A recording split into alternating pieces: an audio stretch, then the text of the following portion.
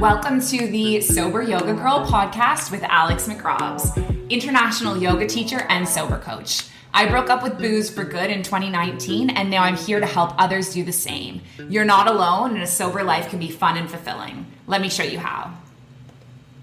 Hi, yogis. Welcome back to another episode of Sober Yoga Girl. I am super happy to have you here. It is Monday, May the 24th.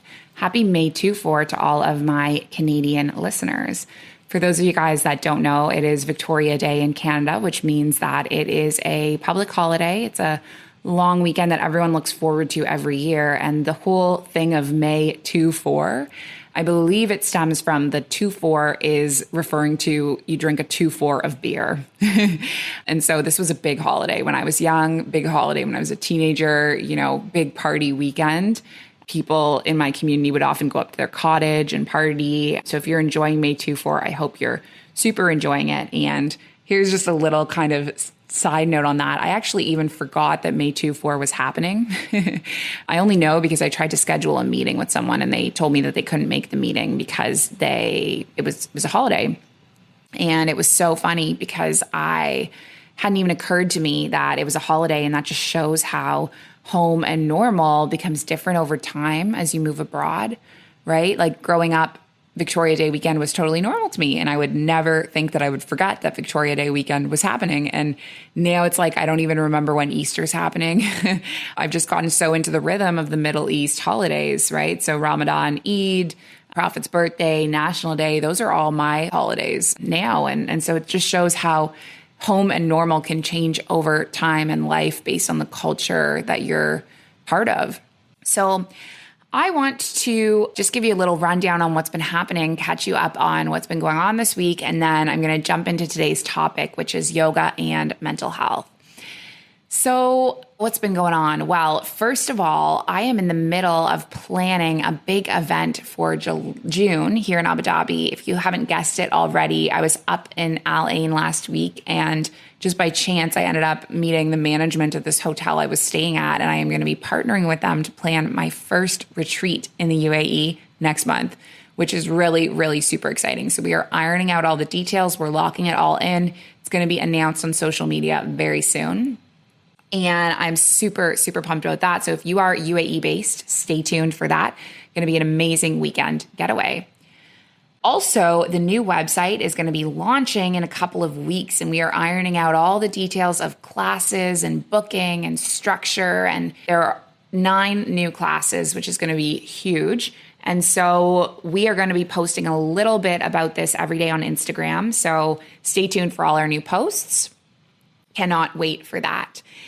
And we also have launched our Sober Curious community, which has been fabulous. We have some leaders and mentors who have been doing the Sober Curious yoga teacher training with me. They've been learning coaching skills, powerful questioning skills, silent listening skills.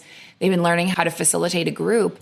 And it's just been amazing to be part of it. It's been amazing to watch them step into these roles after participating with me for so long this year. And so there's free sessions, and we've had a bunch of new faces showing up on the screen, showing up in the community, which is super, super exciting. So if you are someone that is sober curious and you're looking for a community to lean on and to connect with, Sober Curious community is for you. And we have daily sessions live on Zoom. They're free. Just go on the website, you book in, you get a code sent to you. It's going to be amazing. So that's that. That kind of runs down everything going on for me right now in my life. And we're going to jump into today's topic, which is yoga and mental health. So I have shared a lot about the role that yoga has played in my personal mental health journey. As you guys know, it's kind of one of the things that saved me, and it's been a life raft, and it's helped me massively on my personal journey with my mood disorder. And I want to start this off by talking about the culture around mental health and yoga when I first started yoga. So I became a really regular yoga student about 10 years ago. And around that time, Instagram was popping up. Instagram yoga influencers were first kind of hitting on the scene. And there was like this whole rhetoric and this whole conversation going on around the yoga world about how we shouldn't use medicine. We shouldn't use Western medicine for our mental health, and we should just do yoga. That was kind of the attitude. And I can think of one yoga teacher who, even as recently as 2017, I was on a yoga teacher training, and a yoga teacher said to me, when I said that I had a mood disorder, he said, if you're taking medicine for your mood disorder, it means one of three things. Your practice isn't deep enough, consistent enough, or the duration hasn't been long enough. So he said, basically, if you're struggling with your mental health and yoga hasn't fixed it, it's because you're not doing yoga properly. He said it's because you're not practicing for long enough, you're not practicing deep enough, you're not consistent enough with your yoga. And I ended up biting my tongue because I had paid to be on this yoga teacher training. But I was like, I've been managing my mood disorder for my entire life. And at certain points in that journey, I have been practicing yoga 2-3 times a day.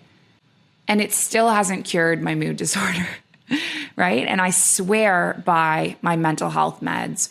And so I think that it's a really harmful idea in the yoga world that yoga alone can cure mental health, because that's just not true, right?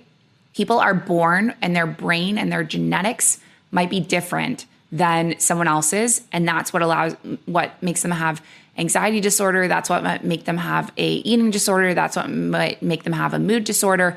And yoga alone cannot cure that, right? Yoga can be a massive, massive support and tool, as it's been for me.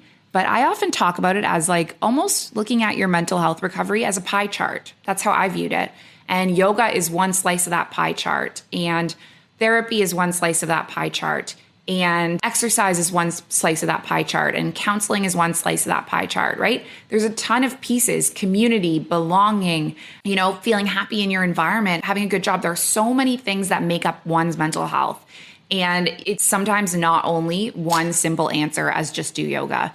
And so I just want to preface this whole conversation by saying that, we really need to get rid of that idea. And I think that every single person intuitively should know, what's right for them. And I often say, sometimes you need Western medicine, sometimes you need Eastern medicine, and you shouldn't let anyone else tell you how to heal, right? That's a choice for you. So that being said, if you're a yoga teacher and listening to this, if you're interested in learning more about the field of yoga and mental health, I just want to give a little bit of a reminder that, yoga teachers and even yoga therapists, we're not trained, we're not licensed to diagnose injury or illness or disorder. And we need to be very clear about that with our students, right? I've had tons of situations where students have asked me, my leg hurts, what could be wrong with it? And in my early days of yoga teaching, I used to make up answers to this because I felt like I had to know all the answers. And now I realize that I don't know, right? I'm not a doctor. And I think as yoga teachers, we need to be super confident in order to say, I'm not trained or licensed to diagnose injury or illness or disorder, and I'm going to refer you to an expert. And that's the case for physical health. That's the case for mental health, right? Yoga is an excellent supplemental resource for students, but we have to be cautious and we have to be clear about this. Yoga support should never be a diagnosis. Yoga support should never be a prescription. Yoga should never be a recommendation for soul treatment. And I think that's one of our biggest flaws and our biggest struggles as a yoga industry. We need to acknowledge that mental health disorders are as real as physical health. And we need to be open to the idea that there are so many ways to heal. So that being said, people always ask me, what's the big deal with yoga and sobriety? Why do you pair yoga with the Sober Girls Yoga Challenge or with Sober Curious Yoga School? What's the point? So I have done a lot of research into why we do yoga and meditation every day as part of Sober Curious Yoga School. Because the truth is, I just started doing it and I realized that it worked. And that is why it became a huge component of my programs. So I have come up with some of the research as to why yoga is helpful for our mental health. First of all, it helps us slow down, helps us reconnect with ourselves. And the very purpose of yoga, according to the Yoga Sutras, was to bring about cessation of the fluctuations of the mind. And it only dawned on me super recently that this pretty much refers to mental health, right? And it's so fascinating to realize that yogis thousands of years ago had the same problems as we did. They had worry, they had stress, they had fears, they had self-doubt, they had depression.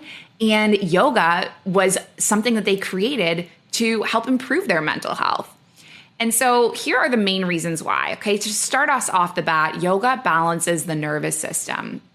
Okay, so there's been several studies that show that yoga is proven to impact the nervous system and to bring about stress release.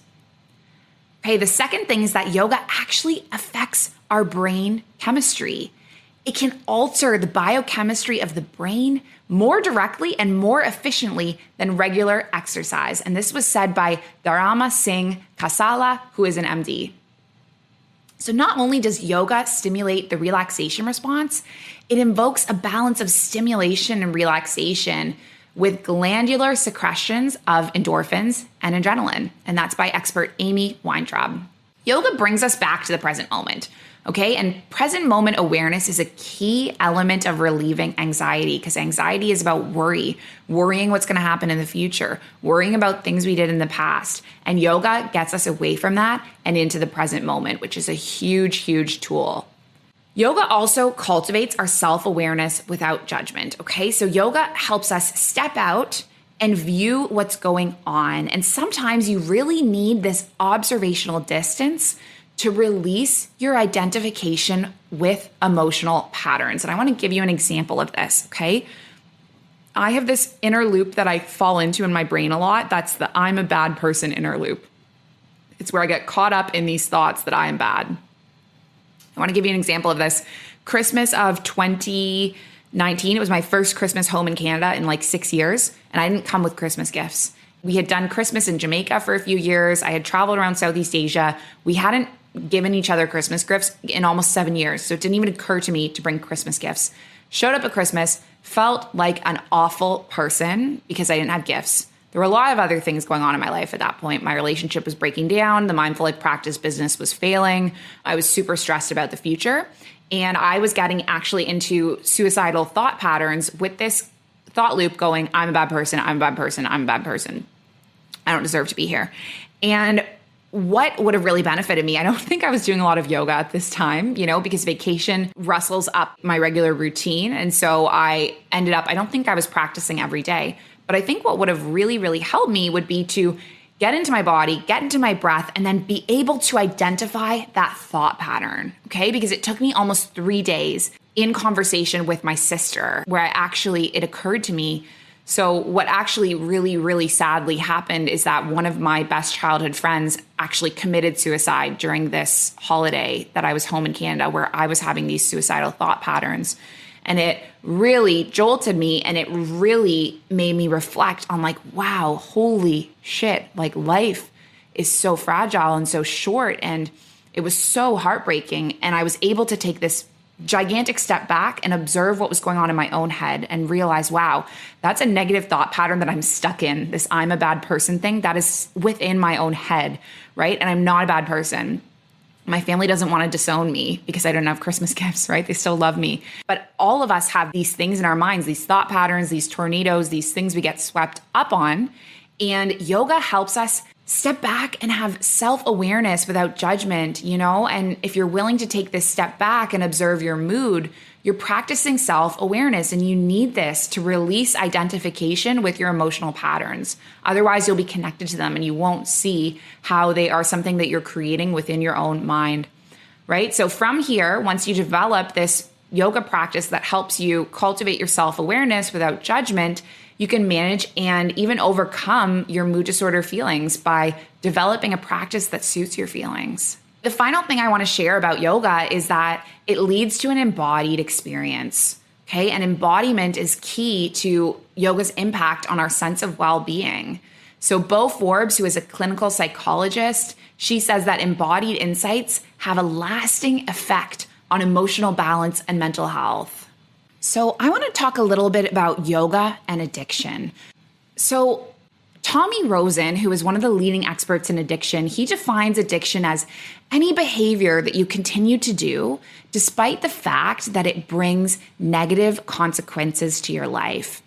And Nikki Myers, who is another one of the leading experts in addiction, she says that anything that we use to escape reality is something that could lead to an addiction, right? So it can include, but it's not limited to, food, sex, exercise, work or activities, caffeine, the media, alcohol, shopping, OCD behaviors, nicotine, gambling, relationships, power and control, even illegal prescription drugs. And Tommy Rosen says, Any behavior with negative consequences constitutes addiction. He has the big six, which are drugs, alcohol, food, money, and technology. Tommy Rosen says that addiction is the greatest social problem of our time, right? You might not be a fall down drunk, addicted to painkillers, a gambling addict, or a chronic pot smoker, or addicted to porn, but you might struggle with addiction in other ways: workaholism, overeating, shopping behind your means, engaging addictively with technology like video games, texting, social media. And if you don't think that you suffer from addiction in any way, chances are that you know and you care about someone who does.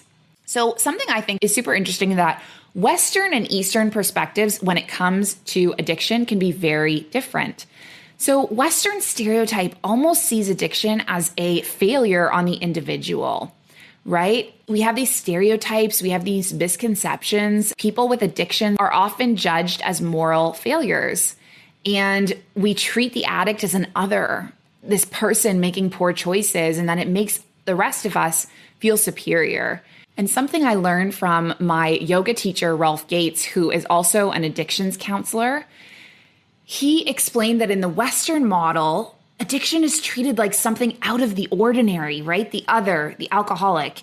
But in the Eastern approach to suffering, attachment to the pleasant and aversion to the unpleasant, it's a constant, right? So addiction is just an extreme manifestation of an ordinary tendency of life. And so in this view, we can observe our substances or our activities, as something that's fallen just out of a healthy realm of engagement, right? And if we're willing to examine and identify our own addictive behaviors honestly and compassionately, we can start to soften the stigmas around all types of addiction. So I know there's a lot of stigma in the alcohol world, a lot of stigmatization around alcoholics, a lot of shame, a lot of people who don't want to admit that they have a problem with alcohol because they're afraid of how it would affect their career, their lives. And I think this is one of the most problematic stereotypes. And I love this Eastern model that it's just on the spectrum of human behavior, right? Humans get addicted to things all the time, and alcohol is just one of those substances. And so we don't need to other people. We don't need to stigmatize them. We don't need to shame them. And I think one of the most important things too is that there's this idea that, you hit rock bottom and then you get sober. And I think one of the most important things to know about addiction is that you don't have to hit rock bottom. And sober coach Belle Robinson, she says you can reach a high bottom in which you ask for help before the behavior reaches a devastating result. And you don't have to wait until you reach bottom before you look for support. So how can yoga help with addiction?